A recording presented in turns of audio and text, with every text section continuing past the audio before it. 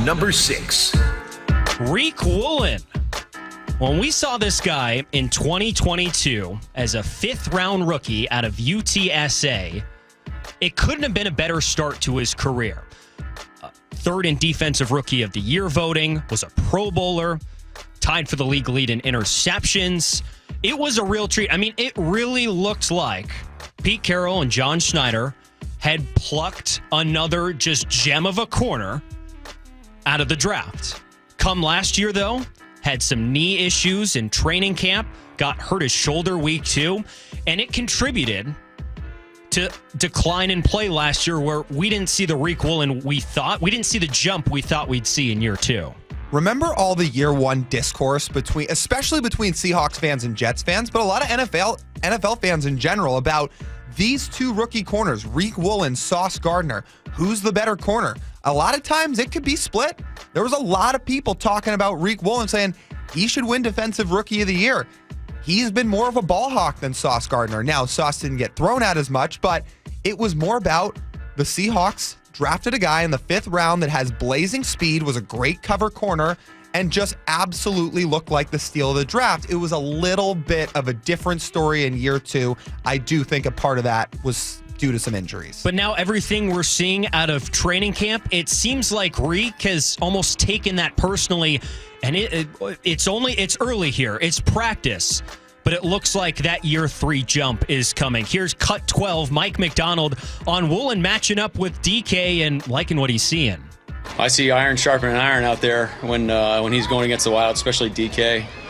But just someone that's on a mission, and he's responding to the coaching and he's bought in, and I think the players are excited about him. So I don't want to oversell it right now, but I think you can sense our excitement about him. And DK's a tough cover for most guys in the league with just the chiseled statue-like body that DK Metcalf possesses. And yet Riq Woolen, with all of his length, with all of his speed, if you were to pick a DB on the Seahawks roster to cover him, it would probably be Tariq Woolen. And that's... Well, given the size, I know you've given me the eye here. Of course, he's got Devin Witherspoon, but Witherspoon's a bit shorter than Riq Woolen is. Yeah. If we're talking about pure matchup, if you're physical traits across from each other, physically, that's the matchup you want. And there are receivers around the league which are going to require Riq Woolen's services. As good as Devin Witherspoon is, Riq Woolen's got the length. He's a little bit taller.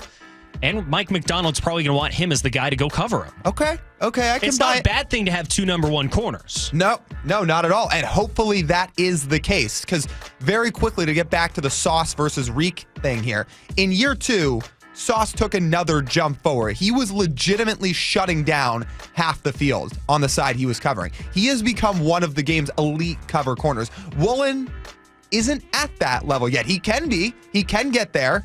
From all the reports in training camp this year, maybe he can take a step like that this year to get closer to that. But yes, having 2 number 1 corners would be a great thing. If Woolen gets back to his rookie year form or even takes a step forward from that, and you've got him and Devin Witherspoon, whoo, I can buy into that.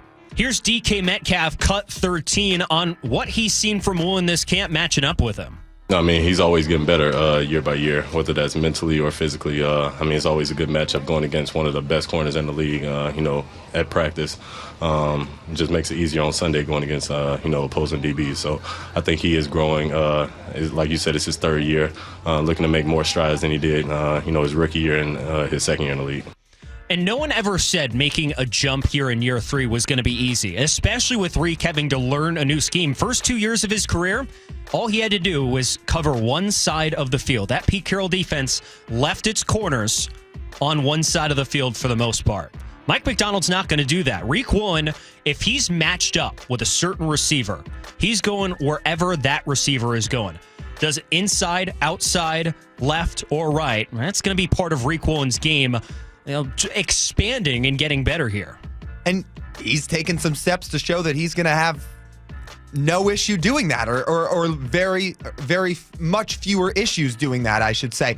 So Michael Sean Dugar has put out some reports from training camp, and a lot of the beat reporters have, but reading what he was saying about Riq, he has seen Riq get beat once deep all camp so far. Once. And it was by DK on what was a pretty miraculous catch by DK Metcalf. That was the only time. In addition to that, where he really seems to have taken some strides so far in training camp, a lot of the stuff underneath, like the out routes and the comeback routes, he's found his way into those coverages a lot so far this camp. He's broken up a lot of passes, gotten his hands in there. That's another big step for Riq Woolen because we know he's got blazing speed. He's the fastest guy on the whole team. He can go step for step with anybody in the league. But not letting some of these underneath routes beat you, which we would see a lot in the Pete Carroll defense. A lot of these coverages that just allowed for 8-yard out routes and the short comeback routes to let teams beat you in the intermediate, kill the Seahawks defense. And with Riq specifically, him starting to take a step forward with that's a big sign. And the last reason why this season is ever so important for Riq Woolen, not that he just wants to play well. After the season, he will be eligible for an extension. If he wants to play himself into some guaranteed money, this would be the season to do that. If he comes out and has another Pro Bowl season, well, he's got a pretty good negotiating chip with the Seahawks to say, well, you want to keep me, you're going to have to pay up, and I'm going to want some money from you guys. You got Devin Witherspoon, who's going to be on a 5-year rookie contract. He's got 4 more years left on that deal before you have to worry about the escalators of extending Devin Witherspoon. But for Riq Woolen, he's got 2 years left on his rookie deal, and his best case scenario is he has an extension after this season. That would be great because that means he has earned it. And that means he played so well that the Seahawks want to keep him around. Because you're right, being drafted in the 5th round, he is on a 4-year rookie deal. He doesn't have that 5th-year option like Witherspoon has. It will be interesting to see how they start to spread out some of this money. For example, Riq getting an extension would be great, but you also at some point have to think about Witherspoon. We talked about earlier in the show at the 7 o'clock hour about what the Seahawks may or may not do with a Geno Smith extension. You have to think about Charles Cross at some point if he really takes a step forward this year. You're going to have to think about DK Metcalf again at some point. How are they going to balance all this? It's going to be interesting. It is going to be really interesting. In this cornerback room, those 2 corners specifically, Devin Witherspoon and Riq Woolen, have a chance to be among the most exciting cornerback rooms in all of football. And even if you think about it in the sense, like when Witherspoon's going to have to move inside and play slot and be closer to the line of scrimmage, Riq's going to be out there on the main outside receiver. And that's a big responsibility that I think Riq welcomes here in this 2024 season. That's our number 6 most intriguing Seahawks, counting down the top 25 most intriguing Seahawks leading up to the Seahawks' first preseason game a week from tomorrow.